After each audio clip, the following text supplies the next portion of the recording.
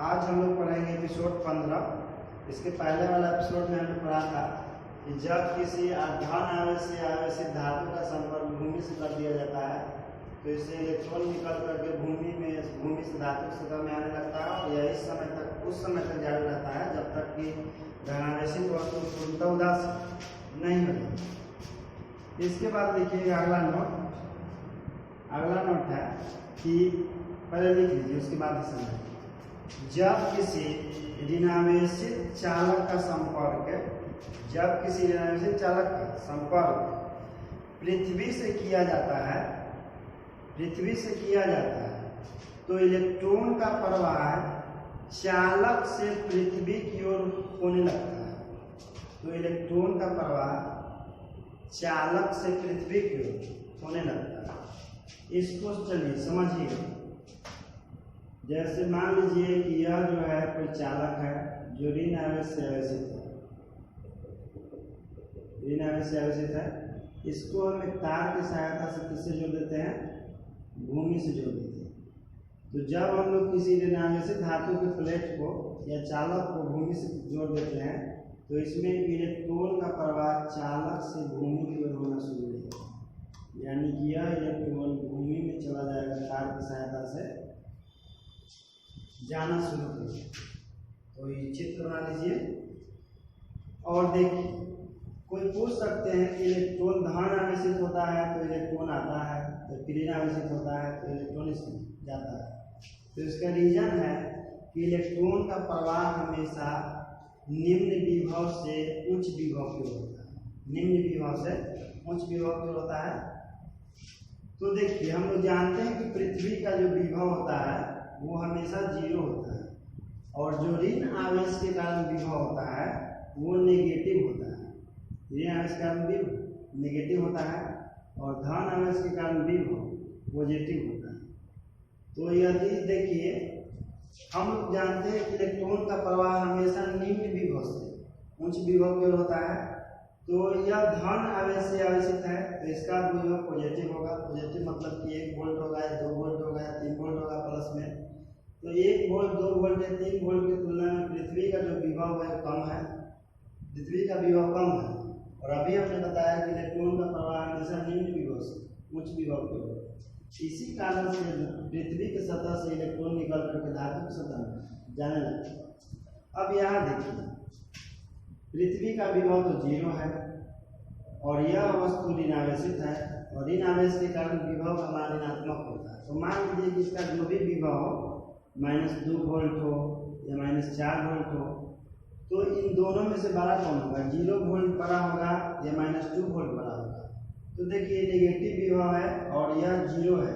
0 जो है उसके तुलना में ज़्यादा है और हम लोग जानते हैं कि इलेक्ट्रॉन का प्रवाह हमेशा निम्न विभव से उच्च विभव होगा। तो इन दोनों में निम्न विभव आपका ये होगा और उच्च विभव ये होगा और इलेक्ट्रॉन का प्रवाह हमेशा निम्न विभव से उच्च विभव की ओर होता है।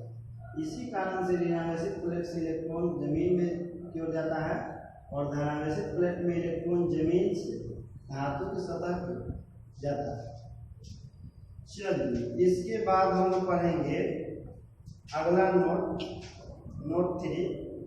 कभी कभी आपने देखा होगा कि बड़े बड़े बिल्डिंग पर या भवन पर एक नुकीली इस तरह से धातु का छड़ लगा होता है जिसको हम तरित चालक के नाम से जानते हैं। तरित चालक उसको इसलिए बोलते हैं क्योंकि जब आसमान में बिजली गरजता है और किसी कारण से यदि नीचे गिरता है धरती पर और यदि छत पर गिर जाए तो छत को ध्वस्त कर सकती है, यानी कि तोड़ सकती है। इसलिए छत को बचाने के लिए उसके शिखर पर यानी कि शीर्ष पर इस तरह से छत निकाला हुआ रहता है। जैसे ही बिजली गिरती है छत पर तो उसके संपर्क में आने से वो सारे बिजली का जो आवेश होता है सब तरित चालक की सहायता से भूमि में चला जाता है। तो नोट लिखिए कि भवन के छत पर लगा तरित चालक, भवन के छत पर लगा तरित चालक धातु का छड़ होता है जो भवन पर गिरने वाली बिजली से होने वाली क्षति से बचाता है, क्योंकि उसका संपर्क पृथ्वी से होता है जो भवन पर गिरने वाली आवेश को भूमि में भेज देता है। जो भवन पर गिरने वाले आवेश को भूमि में भेज देता है। अगला नोट लिखिए, नोट 5। जब किसी साबुन के बुलबुले को ऋण आवेशित किया जाता है, जब किसी साबुन के बुलबुले को ऋण आवेशित किया जाता है या धन आवेशित किया जाता है, तो बुलबुले की त्रिज्या पहले से बढ़ जाता है, पहले से बढ़ जाता है। जैसे मान लीजिए कि एक साबुन का बुलबुला है जिसके अंदर में पानी तो होता नहीं है, हवा होता है बीच में इसका, जो हवा के मॉलिक्यूल्स होते हैं। जब इसको हम लोग यदि धनावेशित करते हैं तो भी इसका साइज पहले से बढ़ जाएगा, और यदि ऋणावेशित करते हैं तो भी इसका साइज पहले से बढ़ जाएगा। इसका कारण है प्रतिकर्षण, क्योंकि इसमें उपस्थित जो गैस के अणु होते हैं उसको प्रतिकर्षित करते हैं। तो जब किसी साबुन के बुलबुला को हम लोग धनावेशित करते हैं या ऋणावेशित करते हैं तो उसका आकार पहले से बढ़ जाता है, तो हम बोल सकते हैं कि उसकी त्रिज्या भी पहले से बढ़ जाती है। नोट लिखिए, जब किसी साबुन के बुलबुले को ऋणावेशित या धनावेशित किया जाता है तो उसका त्रिज्या या आकार पहले से बढ़ जाता है। चलिए इसके बाद लिखिए अगला नोट 5 नंबर।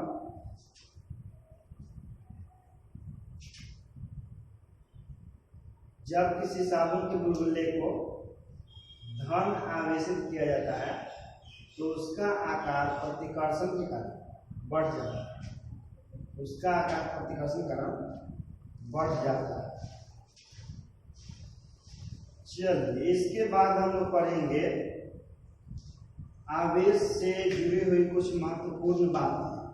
तो लिखिए हेडिंग, वस्तु के आवेशन से संबंधित कुछ महत्वपूर्ण बातें।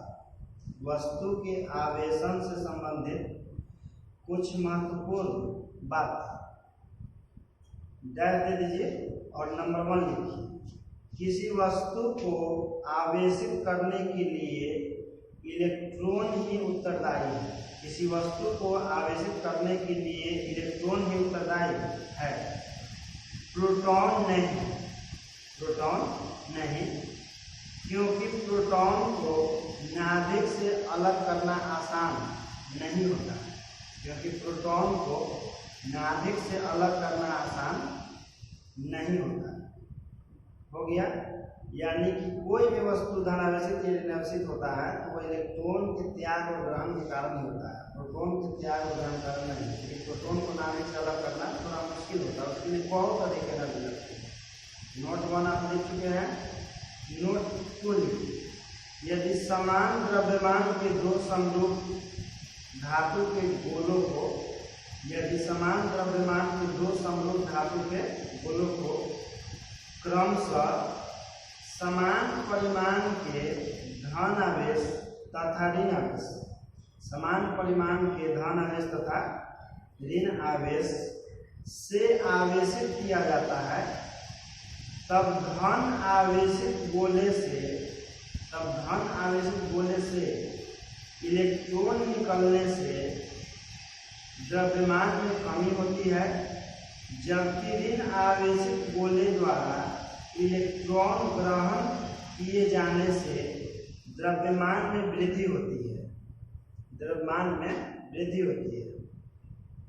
लेकिन व्यवहार में यह वृद्धि या कमी नगण्य होती है, लेकिन व्यवहार में यह वृद्धि या कमी नगण्य होती है। इसको समझ लीजिए, जैसे मान लीजिए कि ये एक गोला है जिसकी त्रिज्या r है और एक दूसरा गोला है b जिसकी त्रिज्या r है, और दोनों समरूप है। समरूप मतलब एक समान है। इन दोनों गोलों में यदि a को हम लोग धनावेशित कर दें और b को ऋणावेशित कर दें तो इसमें से इलेक्ट्रॉन निकल के इसमें जाएगा, तो ये आपका हो जाएगा ऋणावेशित और ये वाला हो जाएगा धनावेशित, जिससे धनावेशित वस्तु के द्रव्यमान में कमी आता है और ऋणावेशित वस्तु के द्रव्यमान में वृद्धि होती है। लेकिन यह वृद्धि या कमी व्यवहार में लगभग नगण्य होती है, यानी कि इसको हम लोग व्यवहार में नहीं के बराबर मानते हैं। ठीक, इसके बाद देखिए नोट अगला पॉइंट 3 नंबर, प्रतिकर्षण ही विद्युतीकरण का सही परीक्षण है। प्रतिकर्षण ही विद्युतीकरण का सही परीक्षण है। सही परीक्षण है, क्योंकि प्रतिकर्षण बल केवल आवेशित वस्तुओं के बीच लगता है, क्योंकि प्रतिकर्षण बल केवल आवेशित वस्तुओं के बीच लगता है, जबकि आकर्षण बल आवेशित तथा उदासीन दोनों वस्तुओं के बीच में हो सकता है। जबकि आकर्षण बल आवेशित तथा उदासीन दोनों वस्तुओं के बीच में लग सकता है।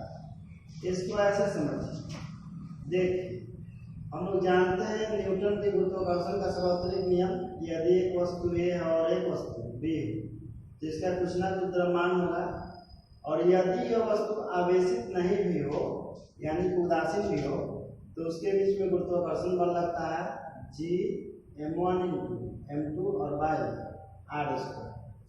यदि यह ऋण आवेश से आवेशित हो और यह धन आवेश से आवेशित हो तो भी एक दूसरे को आकर्षित करेगा, और जब इस पर कोई आवेश ना हो तो भी एक दूसरे को आकर्षित कर रहा है, और ये ऋण आवेशित होगा या धन आवेशित होगा तो भी एक दूसरे को आकर्षित करेगा।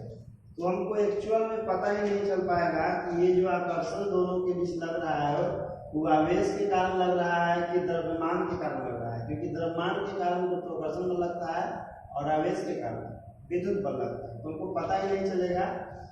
लेकिन दो वस्तुओं के बीच में प्रतिकर्षण बल तभी काम करता है जब दोनों वस्तुएं धनावेशित होती है।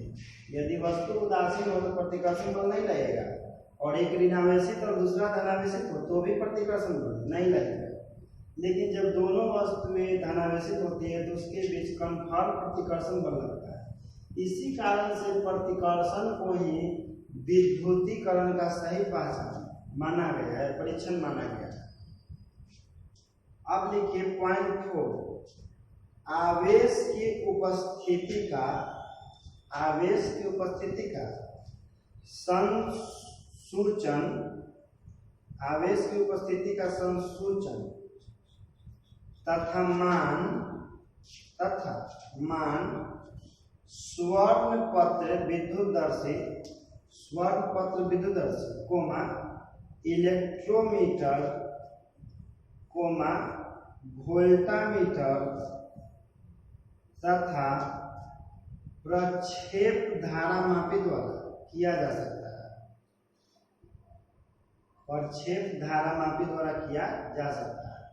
कहने का मतलब कि यदि किसी वस्तु पर आवेश है यानी कि वस्तु आवेशित है तो उस पर आवेश का मान कितना है यह निम्नलिखित उपकरणों से पता लगाया जाता है। जैसे कि एक है आपका स्वर्ण पत्र विद्युतदर्शी, जिससे हम लोग पता लगा सकते हैं कि उस पर आवेश का मान कितना है। दूसरा यंत्र है आपका इलेक्ट्रोमीटर, जिससे हम लोग पता लगा सकते हैं कि उस वस्तु पर धन आवेश या ऋण आवेश का मान कितना है।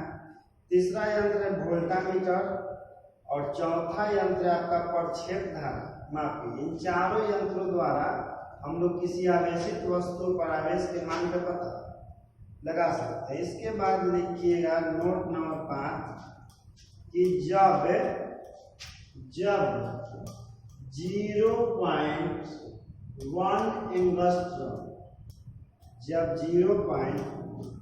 एंगस्ट्रॉम से 10 एंगस्ट्रॉम, जब 0.1 एंगस्ट्रॉम से 10 एंगस्ट्रॉम तरंगदैर्घ्य परास की एक्स किरणें किसी धातु के पृष्ठ पर आपतित होती है, तब धातु के पृष्ठ से इलेक्ट्रॉनों का उत्सर्जन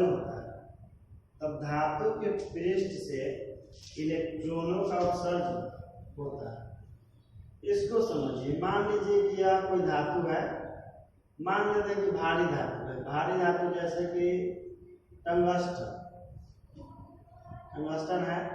इस पर एक्स किरण आके धातु सतह क्या होता है, टकराता है। लेकिन इस एक्स किरण का तरंगदैर्घ्य का जो रेंज है 0.1 एंगस्ट्रॉम से 10 एंगस्ट्रॉम तक होना चाहिए। तो जैसे ही 0.1 एंगस्ट्रॉम से 10 एंगस्ट्रॉम तक तरंगदैर्घ्य वाली एक्स किरणें जब किसी भारी धातु टंगस्टन की सतह से टकराती है तो धातु की सतह से इलेक्ट्रॉन का उत्सर्जन होना शुरू हो जाता है। इसको हम लोग आगे पढ़ेंगे। इस घटना को हम लोग बोलते हैं प्रकाश विद्युत उत्सर्जन, क्योंकि एक्सरे जो है एक प्रकार का प्रकाश होता है और वो किसी धातु सतह पर पड़ता है, जिसके कारण धातु सतह से इलेक्ट्रॉन का उत्सर्जन होने लगता है, जिस कारण से इस घटना को प्रकाश विद्युत उत्सर्जन कहते हैं। लेकिन हम लोग अभी स्थिर विद्युत की पढ़ रहे हैं, जिसमें केवल यह जानेंगे कि जब 0.1 एंगस्ट्रॉम से 10 एंगस्ट्रॉम तक दैर्घ्य वाली प्रकाश की एक्सरे किरण धातु सतह पर पड़ती है तो धातु सतह से इलेक्ट्रॉन का उत्सर्जन होने लगता है। इसके बाद हम लोग पढ़ेंगे 6 नंबर पॉइंट नंबर 6। प्रत्येक लिखिए, प्रत्येक आवेशित कण का कुछ ना कुछ द्रव्यमान होता है। 6 नंबर लिखिए पॉइंट नंबर, प्रत्येक आवेशित कण का कुछ ना कुछ द्रव्यमान होता है, कुछ ना कुछ द्रव्यमान होता है। लेकिन यह जरूरी नहीं है, लेकिन यह जरूरी नहीं है कि प्रत्येक द्रव्यमान की वस्तु, प्रत्येक द्रव्यमान की वस्तु आवेशित हो, अर्थात आवेश के बिना द्रव्यमान का अस्तित्व हो सकता है। आवेश के बिना द्रव्यमान का अस्तित्व हो सकता है, लेकिन द्रव्यमान के बिना आवेश का अस्तित्व नहीं हो सकता है। लेकिन द्रव्यमान के बिना आवेश का अस्तित्व नहीं हो सकता है। जैसे जिन कणों का विराम द्रव्यमान शून्य होता है, जैसे जिन कणों का विराम द्रव्यमान शून्य होता है, वे कण आवेशित नहीं हो सकते हैं, वे कण आवेशित नहीं हो सकते हैं। जैसे में लिखिएगा फोटॉन अथवा न्यूट्रिनो, जैसे फोटॉन अथवा न्यूट्रिनो, इसको समझ लीजिए। जैसे कहने का मतलब कि इलेक्ट्रॉन है, तो इलेक्ट्रॉन एक आवेशित कण है जिसका आवेश का मान -1.6 × 10⁻⁻19 कूलम होता है। इलेक्ट्रॉन का कुछ ना कुछ द्रव्यमान भी होता है, तो हम लोग इसका द्रव्यमान जानते हैं कि 9.1 × 10⁻31 kg। देखिए, तो प्रकृति का सबसे छोटा आवेश है और उसका भी कुछ ना कुछ द्रव्यमान है। न्यूट्रॉन होता है, न्यूट्रॉन के आवेश का मान 0 होता है, लेकिन इसका द्रव्यमान कुछ ना कुछ जरूर होता है। द्रव्यमान होता है इसका 1.675 × 10⁻27 kg। यानी कहने का मतलब है कि बिना आवेश का द्रव्यमान का अस्तित्व हो सकता है, बिना आवेश का द्रव्यमान अस्तित्व में हो सकता है, लेकिन कोई भी आवेशित कण ऐसा नहीं हो सकता है जिसका द्रव्यमान नहीं हो। तो इसके अपोजिट हम लोग बोल सकते हैं कि आवेश जो है बिना द्रव्यमान के अस्तित्व में नहीं हो सकता, यानी कि प्रत्येक आवेशित वस्तु का कुछ ना कुछ द्रव्यमान अवश्य होगा। जबकि यह जरूरी नहीं है कि उदासीन वस्तु का द्रव्यमान 0 हो। यदि वस्तु उदासीन है तो उसका द्रव्यमान कुछ ना कुछ होगा, और यदि वस्तु आवेशित है तो भी उसका द्रव्यमान होगा। लेकिन यह जरूरी नहीं है कि द्रव्यमान जिसका 0 हो उसका आवेश भी 0। जैसे कि आप समझ चुके हैं यहाँ पर। इसके बाद हम लोग पढ़ेंगे अगला एपिसोड में। तो आज के लिए इतना है।